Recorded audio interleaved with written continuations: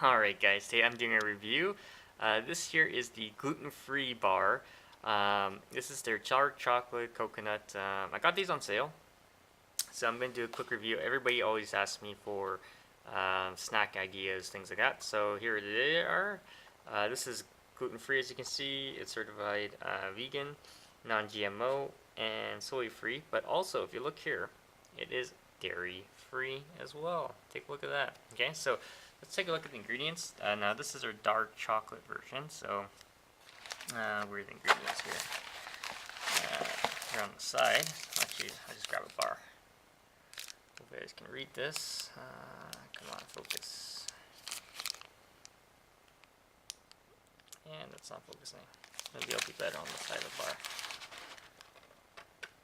I'll read it out to you guys. So, organic dates, brown rice syrup, complete protein blend. You got your rice protein, pea protein, toasted coconut, agave nectar, dark chocolate, cane sugar, cocoa butter, organic crisp rice, cocoa powder, vanilla, sunflower seeds, natural coconut flavor, and golden flaxseed sea salt. So let's do a quick taste test. Be right back.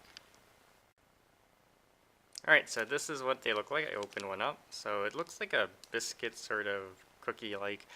It's soft, so let's do a quick taste test.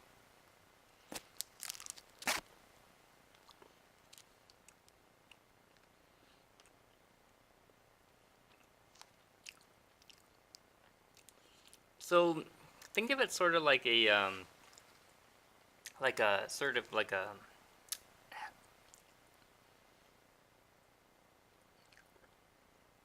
it's almost like a Cliff Bar in a way, if you guys ever had that. It's not as sweet. It certainly has more fiber. You can taste the fiber in there. It's not overly sweet. It's subtle. Has a hint of chocolate. Yeah, so it's not bad.